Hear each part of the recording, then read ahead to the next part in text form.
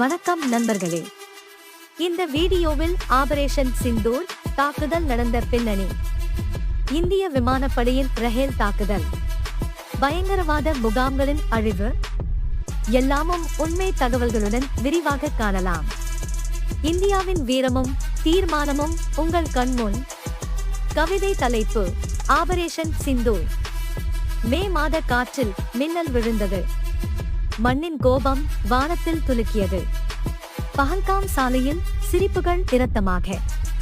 26 உயிர்கள் சுடுகாடாய் மாறின. நிலம் ஏங்கிய தாயாய் துடித்தது.